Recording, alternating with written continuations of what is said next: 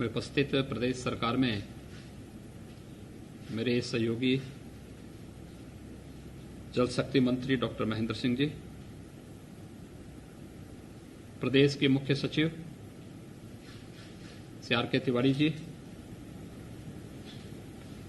अपर मुख्य सचिव गृह और सूचना श्री अवनीश कुमार अवस्थी जी, प्रमुख सचिव श्री अनुराग श्रीवास्तव जी, उत्तर प्रदेश के विभिन्न जनपद और विकासखंड मुख्यालयों से जुड़े हुए, जल सत्याग्रह से जुड़े हुए सभी विशेषज्ञगण, जल सत्याग्रहीगण, विभिन्न स्वयंसेवी संगठनों के सभी पदाधिकारी और उपस्थित भाइयों बहनों, मुझे बहुत प्रसन्नता है कि 16 जुलाई से 22 जुलाई तक पूरे उत्तर प्रदेश में जल शक्ति विभाग ने भूजल सप्ताह का आयोजन करके जल संरक्षण के प्रति एक व्यापक जन जागरूकता पैदा करने का एक अभिनव कार्य किया है। हम सब जानते हैं कि भूजल एक महत्वपूर्ण और बहुमूल्य प्राकृतिक संसाधन है। जब हम दुनिया के परिप्रेक्ष्य में भूजल की बात करते हैं तो उत्तर प्रदेश इस देश से अत्यंत समृद्धशाली है और सौभाग्यशाली भी है कि हमारे पास पर्याप्त मात्रा में भूगर्भीय जल भी है और सरफेस वाटर की भी हमारे पास कमी नहीं है।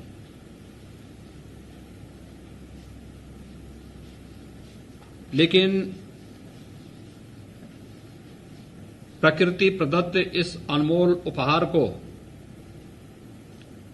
किस रूप में उपयोग करना है, अगर हम इसका उपयोग कर रहे हैं तो इसके संरक्षण की भी चिंता हमें करनी होगी। पिछले 3-4 दशक के दौरान अत्यधिक मात्रा में भूजल दोहन के कारण प्रदेश में ग्रामीण और शहरी क्षेत्रों में व्यापक विषमता देखने को मिली है। और अगर हम देखें तो प्रदेश के अंदर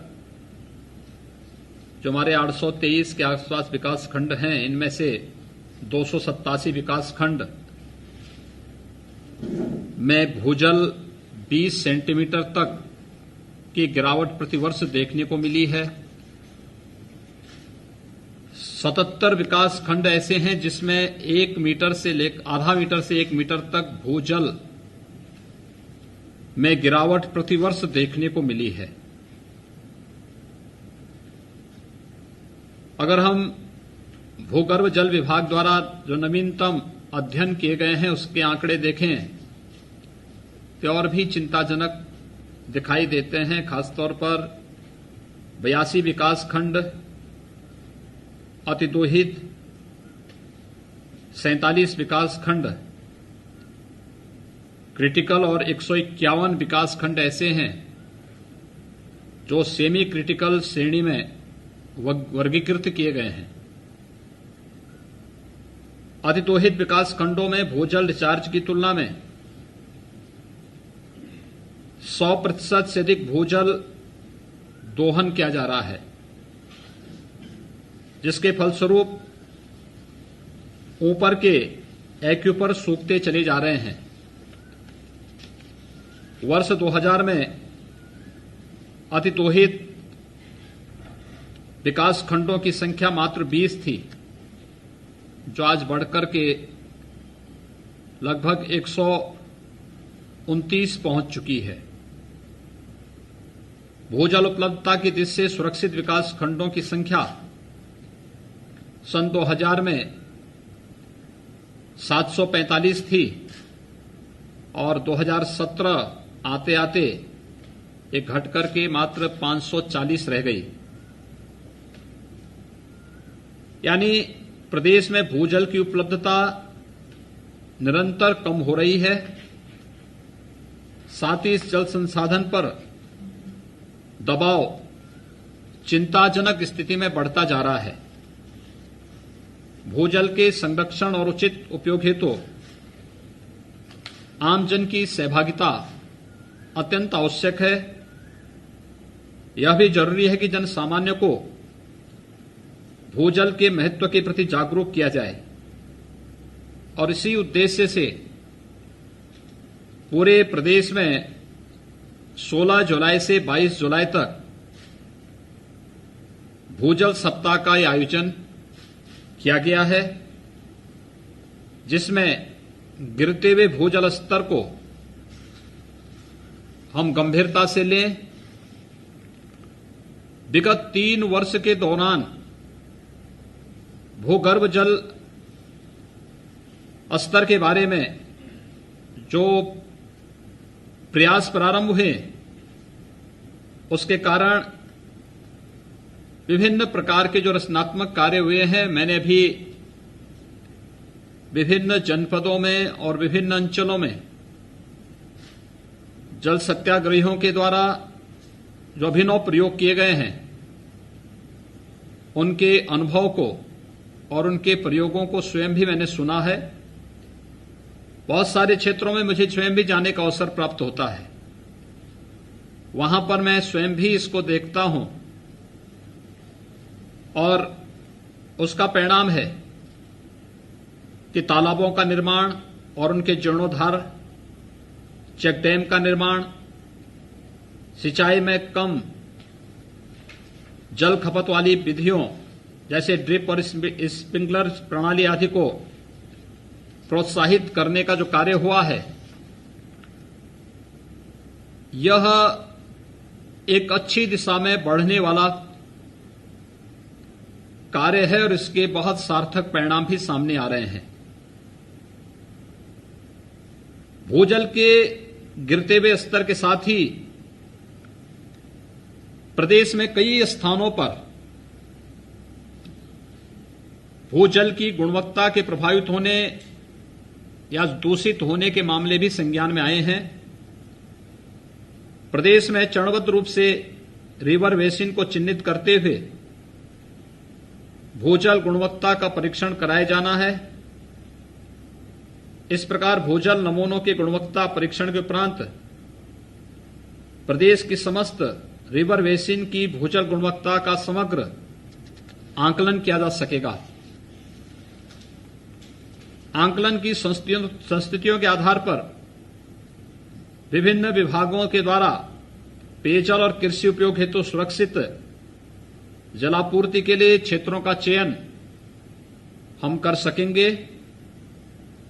राज्य सरकार भूजल प्रबंधन एवं संरक्षण हेतु पूर्णतया प्रतिबद्ध है और इसी के लिए भूजल संसाधनों की सुरक्षा, संरक्षण, प्रबंधन और नियमन हेतु Uttar Pradesh ground water management and regulation अधिनियम 2019 सरकार ने प्रख्यापित की है। अधिनियम के अंतर्गत समस्त भूजल उपभोक्ताओं के पंजीकरण तथा भूजल निकासी हेतु आपत्ति की अनिवार्य किया गया है। कृषि एवं घरेलू भूजल उपभोक्ताओं को इन प्रावधानों से मुक्त रखा गया है। अधिनियम में जहां एक और जनोपयोगी पारदर्शी व्यवस्था स्थापित की गई है, वहीं भूजल प्रदूषण की रोकथाम के लिए भी सख्त प्रावधान किए गए हैं। अधिनियम में स्थानीय निकायों एवं आमजन को सक्रिय रूप से भागीदारी सुनिश्चित करने और आगामी 1 वर्ष के अंदर प्रदेश के समस्त सरकारी भवनों में रूफटॉप रेन वाटर हार्वेस्टिंग को अनिवार्य करने का भी एक प्रस्ताव है।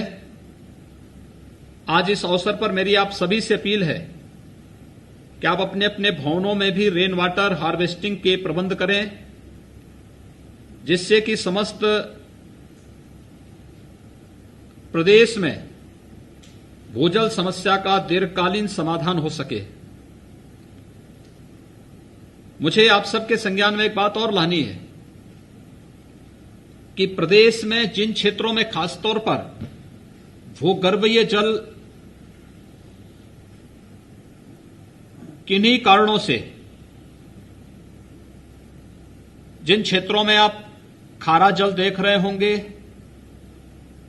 आर्सेनिक और फ्लोराइड की समस्या जिन क्षेत्रों में देखने को मिल रही है, इसके पीछे कारण भी भूजल का अतिदोहित होना है। यानी जब भी हम प्रकृति के इन उपहारों के साथ अपने स्वयं के स्वार्थों के लिए खिलवाड़ करेंगे तो उसकी कीमत हमें इस रूप में चुकानी पड़ेगी, जो आज प्रदेश के विभिन्न क्षेत्रों में आप देखते होंगे कि वहां पर जल में खारापन आ गया या फिर जल में आर्सेनिक और फ्लोराइड की मात्रा इतनी अधिक हो गई कि वह जल सामान्य रूप से पीने लायक नहीं है। और हमें एक प्रयास प्रारंभ करने होंगे जल संरक्षण के लिए। जो भी उपाय हैं, इस समय सरकार ने भी खेत तालाब योजना के माध्यम से, चेक डैम बना करके, रेन वाटर हार्वेस्टिंग के माध्यम से ये सभी प्रयास आगे बढ़ सकते हैं। और इसलिए पहले चरण में हम लोगों ने प्रदेश के सभी सरकारी भवनों को इसके रूप में लिया है। दूसरा, नगर निकायों में यह अनिवार्य किया गया है कि 300 वर्ग फीट से ऊपर के कोई भी आवास होंगे जिन्हें नक्शा पास कराने की बाध्यता होगी, उन्हें भी चरणबद्ध ढंग से हम लोग रेन वाटर हार्वेस्टिंग की प्रक्रिया के साथ जोड़ेंगे। मेरा आप सबसे अनुरोध है कि जो सुझाव यहां पर अभी हमें उपलब्ध कराए गए हैं, मैं वास्तव में आभारी हूं आप सभी जल सत्याग्रहियों का, जो विभिन्न स्वयंसेवी संगठनों के माध्यम से इस पवित्र कार्य के साथ जुड़े हुए हैं। क्योंकि बहुत सारी चीजें लाई जा सकती हैं, लेकिन कुछ चीजें ऐसी होती हैं कि जिसे पैदा करने या जिसे उपलब्ध कराने में कठिनाई हो सकती है, और जल भी उसी में है। जल है तो कल है। यानी हमें अगर अपना भविष्य सुरक्षित रखना है तो हमें प्रकृति के इस अनमोल उपहार जल को सुरक्षित रखना होगा। और इसके लिए भूजल को सुरक्षित और प्रदूषण से मुक्त रखने के इस बृहद अभियान में ये सबसे अच्छा उपयुक्त समय है, जब प्रदेश के विभिन्न क्षेत्रों में एक बड़ा क्षेत्र है जिसमें पर्याप्त मात्रा में वर्तमान में वर्षा हो रही है। अगर हम इसका संरक्षण की कार्य योजना अभी से तैयार करके रख दें और अभी से इस कार्यक्रम के साथ जुड़ जाएं, और जैसे कि आप में से बहुत सारे जो स्वयंसेवी संगठनों से जुड़े हुए जल सत्याग्रही हैं, उन्होंने अभिनव प्रयोग किए हैं। इस अभिनव प्रयोग को अगर हम कार्य करना प्रारंभ कर दें, लागू करना प्रारंभ करेंगे और आम जन को इसके साथ जोड़ने का कार्य करेंगे, तो काफी हद तक हम लोग भूजल की समस्या का समाधान करने में सफल होंगे। दूसरा, मैं इस बात को विश्वास के साथ मानता हूं कि अगर भूजल के संरक्षण की इस कार्रवाई को रेन वाटर हार्वेस्टिंग के साथ जोड़ करके हम कार्य करना प्रारंभ कर देंगे, कोई कारण नहीं कि जहां पर खारा जल है वह कुछ ही वर्षों के बाद मीठे जल की उपलब्धता से युक्त हो जाएगा।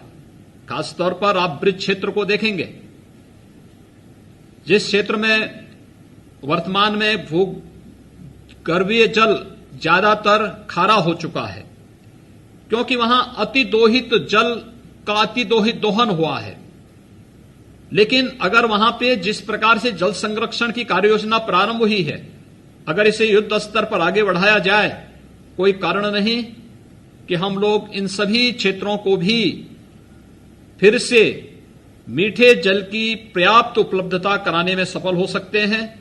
आज के इस अवसर पर एक बार फिर से मैं सभी प्रदेशवासियों का आह्वान करूंगा कि ये सबसे उपयुक्त समय है जब हम रेन वाटर हार्वेस्टिंग के माध्यम से या फसल चक्र के उस कार्यक्रम को अपना करके जहां पे फसलों में कम जल की आवश्यकता पड़ती हो, या चेक डैम बनाकर, तालाब खुदाकर, पुराने कुओं को फिर पुनर्जीवित करके, पुराने तालाबों को पुनर्जीवित करके हम जल संरक्षण के इस पवित्र कार्यक्रम के साथ जुड़ सकते हैं।